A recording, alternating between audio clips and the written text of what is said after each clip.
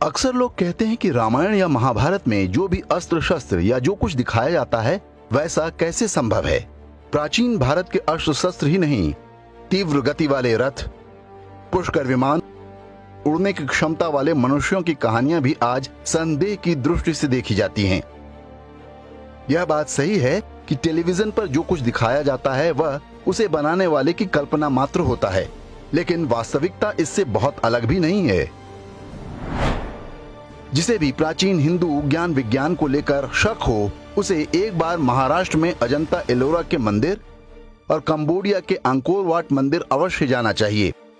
ये वो स्थान हैं जिनकी पूरी कहानी भारतीयों को कभी नहीं बताई जाती, ताकि लोगों को यही लगता रहे कि ताजमहल जैसा मकबरा वास्तव में सबसे बड़ा आश्चर्य है, जबकि ताजमहल के निर्माण में आश्चर्यजनक कुछ भी नहीं है। आज के समय में ऐसी कोई दूसरी इमारत बनाना कठिन नहीं है, लेकिन अजंता एलोरा और अंकोर वाट मंदिर जैसा निर्माण आज के वैज्ञानिक और मशीनी युग में भी असंभव है। विश्व के बड़े बड़े आर्किटेक्ट और बड़ी बड़ी कंपनियां ये कह चुकी हैं कि आधुनिक युग में भी हमारे पास ऐसी टेक्नोलॉजी नहीं है कि इस तरह का निर्माण कर सकें। अजंता एलोरा के मंदिरों को एक विशाल पहाड़ के ऊपर काटकर नीचे की तरफ बनाया गया है। यहाँ बने कैलाश मंदिर को आप देखें तो विश्वास नहीं कर पाएंगे कि इसे इंसानों ने बनाया है। आज भी पूरी दुनिया में ऐसा कोई तरीका नहीं है जो किसी विशाल पहाड़ को इस तरह से काटे और उसमें मंदिर, गलियारा, मूर्ति, चबूतरा, नंदी बैल, शिवलिंग, खंबे इत्यादि बन सकें। यही नहीं बल्कि यह एक से अधिक फ्लोर वाला हो, बिल्कुल वैसे जैसे कोई मकान नीचे से शुरू करके ऊपर की तरफ बनाया जाता है। कैलाश मंदिर के बारे में हिस्ट्री चैनल पर एक डॉक्यूमेंट्री दिखाई गई थी, जिसमें बताया गया है कि इन मंदिरों, गुफाओं, मूर्तियों को बनाने में कम से कम 20 लाख टन मलबा निकला होगा। वह मलबा कहीं तो फेंका गया होगा, जहां भी फेंका गया होगा वहां भी एक छोटा मोटा पहाड़ बन जाना चाहिए, लेकिन दूर दूर तक मलबा फेंकने के कोई निशान नहीं है।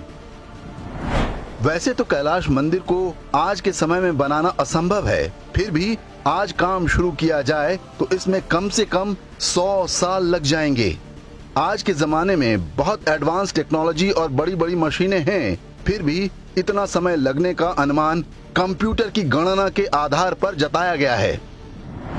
तो यदि अजंता एलोरा के मंदिर पारंपरिक तरीके से बने होंगे तो उस जमाने में इसे बनने में कम से कम 5000 साल लगे होंगे, जो संभव नहीं है। अमेरिकी वैज्ञानिकों का अनुमान है कि जैसे आज के जमाने में प्लाज्मा कटर होता है, इस मंदिर को बनाने में ऐसे ही किसी यंत्र का प्रयोग किया गया होगा। प्राचीन ग्रंथों में भस्माशस्त्र नाम के यंत्र का वर्णन मिलता है। कहा जाता है कि संभवतः ये वही प्लाज्मा कटर है। हालांकि आज जो प्लाज्मा कटर हैं वो भी इतने शक्तिशाली नहीं हैं कि कैलाश मंदिर जैसी कोई संरचना बना सकें। भस्माशस्त्र इतना शक्तिशाली होता रहा होगा कि वह किसी पत्थर को मनचाहे आकार में काट भी दे और उससे इतनी गर्मी पैदा हो कि सारा मलबा भाप बनकर उड़ जाए। ये सारी बातें अनुमान पर आधारित हैं, क्योंकि अजंता एलोरा की गुफाएं और कैलाश मंदिर 7वीं-8वीं शताब्दी में बने हैं। इसके बाद लगभग 1000 वर्ष की गुलामी में भारत का वह सारा धन वैभव और ज्ञान विज्ञान भुला दिया गया। इस्लामी आक्रमणकारी औरंगजेब ने कैलाश मंदिर को पूरी तरह से तोड़ने के लिए सेना भी भेजी थी, लेकिन वो कुछ अधिक सफल नहीं हो पाया था। अब बात अंकोर वाट मंदिर की। कहने को यह भारत से दूर कंबोडिया नाम के देश में है, लेकिन यह मंदिर पुराने दौर में सनातन ज्ञान विज्ञान का जीता जागता उदाहरण है। अंकोर वाट विश्व का सबसे बड़ा धार्मिक स्थल है। ये भगवान विष्णु का मंदिर है, जिसे 12वीं शताब्दी में बनाया गया था। आज दुनिया की कोई कंपनी ऐसी संरचना नहीं बना सकती।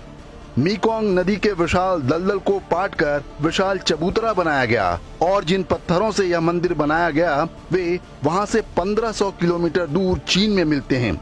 वहां से पत्थरों को लाकर बिना सीमेंट के कट एंड फिक्स मेथड द्वारा जोड़कर इतना विशाल मंदिर कैसे बना और कैसे यह इतने साल बाद भी सही सलामत खड़ा है, यह एक अनसुलझी पहेली है। अंकोर वाट और अजंता एलोरा के मंदिर जैसे ढेरों उदाहरण मिल जाएंगे। इन सब का एक ही मतलब है कि उस दौर में भारतीय ज्ञान विज्ञान आज के युग से भी आगे था। पहले इस्लामी और फिर ईसाई आक्रमणों से जूझते जूझते हमने वह सारा ज्ञान विस्मृत कर दिया। स्वतंत्रता के बाद देश के पास वह सब कुछ दोबारा पाने का एक अवसर था, लेकिन विधर्मी कांग्रेसी और वामपंथियों के षड्यंत्रों के चलते वह अवसर भी हमने गंवा दिया। आज स्थिति यह है कि हमारी नई पीढ़ी अपने ही पूर्वजों के गौरवमयी इतिहास पर संदेह करने लगी है।